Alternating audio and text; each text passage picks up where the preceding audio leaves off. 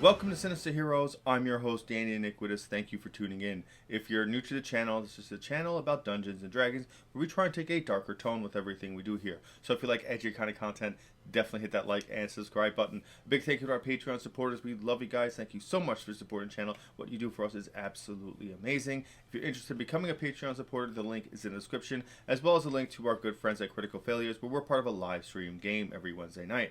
Definitely check them out. And without further ado, we're going to jump into this week's DM guide. We're talking about railroading versus sandboxing.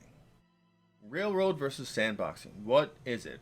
It's a DM style of controlling the game and kind of getting you from point A to point B, where we're going to jump into railroading first, and then we're jumping to sandbox. We're going to do the pros and the cons of both of them so we can kind of understand, and then I'm going to kind of give you our idea of what is in fact best. So first and foremost, railroading, it occurs when the DM kind of tightly controls the narrative. So you're pushing the players directly from A to B. There's no side quests. There's no deviating from that plan.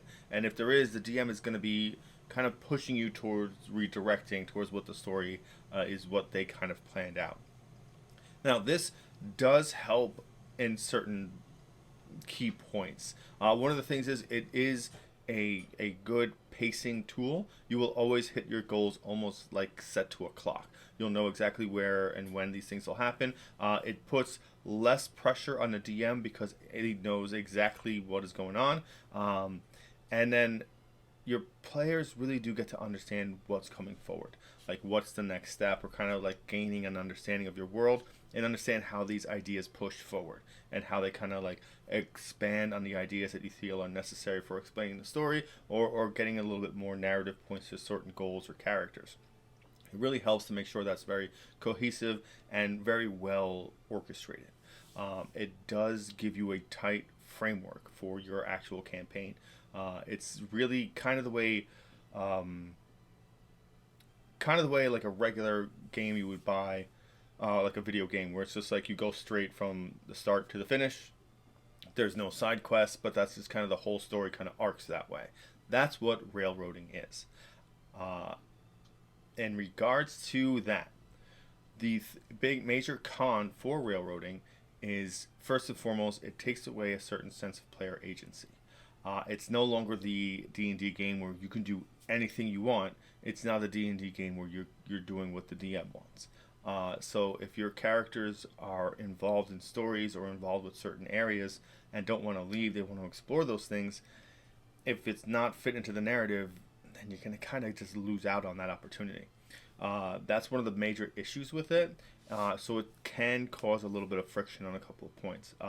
It makes it a little bit frustrating when players get involved in things and you're done with them and moving on and they're not ready to go.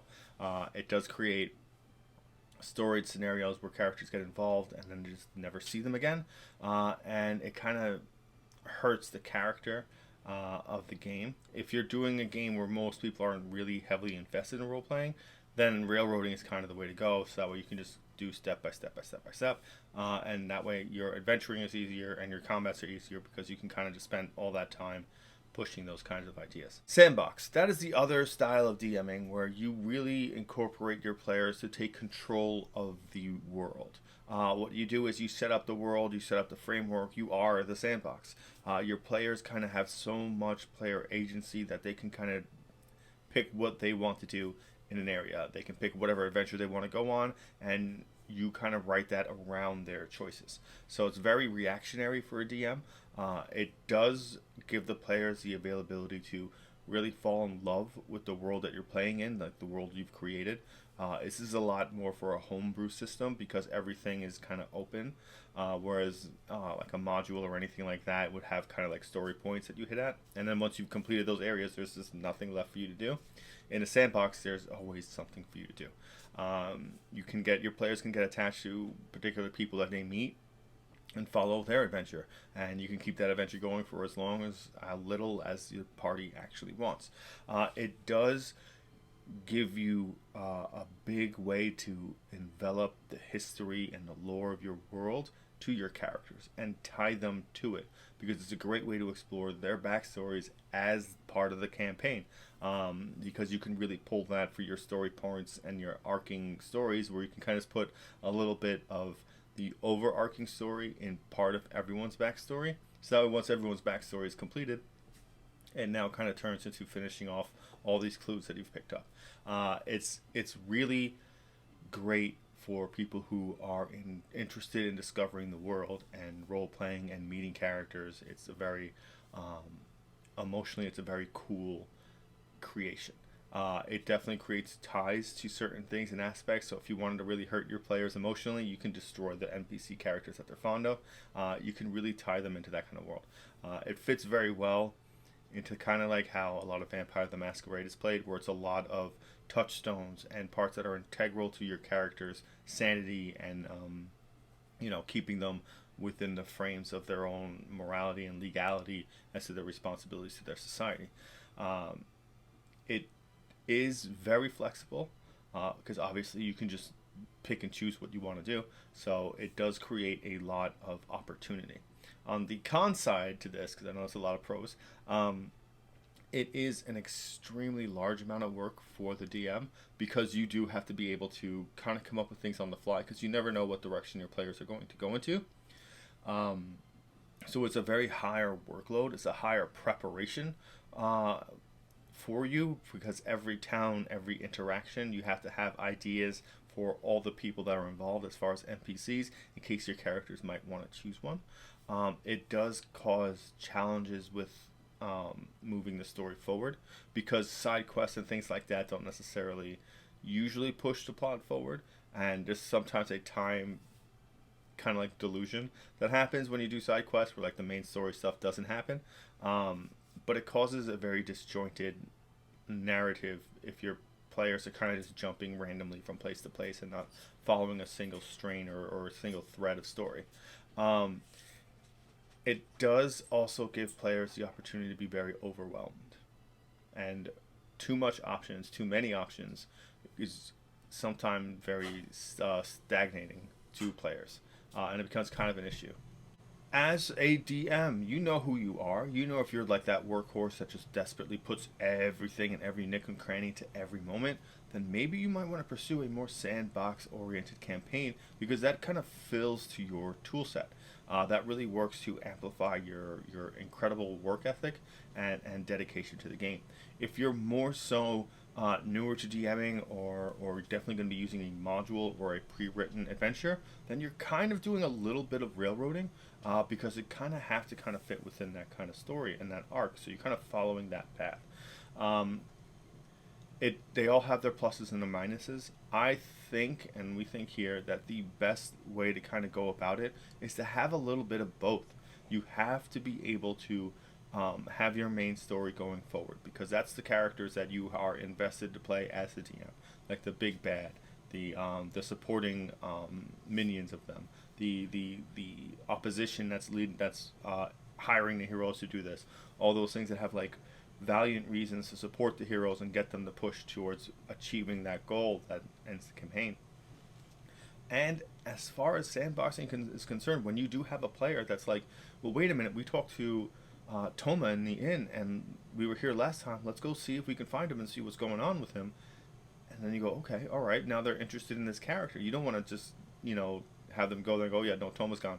He hasn't been seen for days, and no one knows. And then just like leave it like that. That's a little heartbreaking. Let your characters and your players fall in love. Like, let them have that like wonderful, like, oh, I'm so interested, and I want to know what's happening. I want to know if this character's doing well, if the differences that we made before really affected them. Like, let's see and get invested.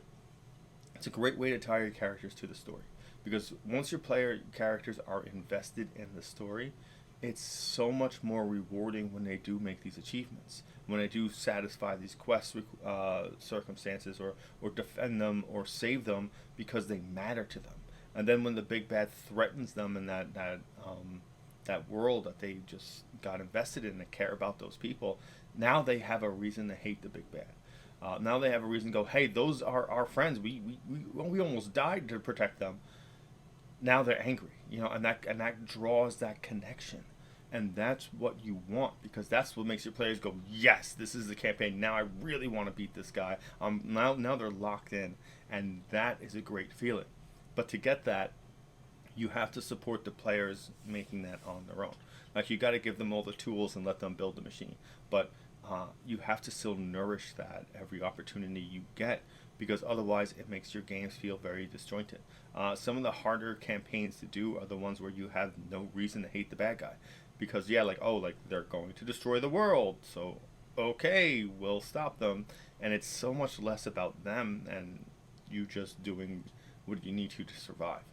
And that's so much different than other campaigns that you do hate the bad guy. That's why Curse of Strahd is amazing and one of the best campaigns, because you hate Strahd.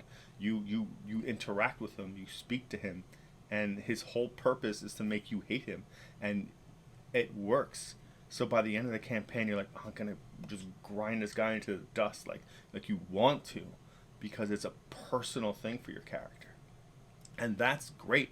That's what you want. So again, a very hybrid version of the two is really the way to go. Just differentiating and picking like one half of the same coin isn't going to get you what you really want, because you want to have a great game as all of you are playing together, and that's something you miss out on, and that's something I never hear people talk enough about,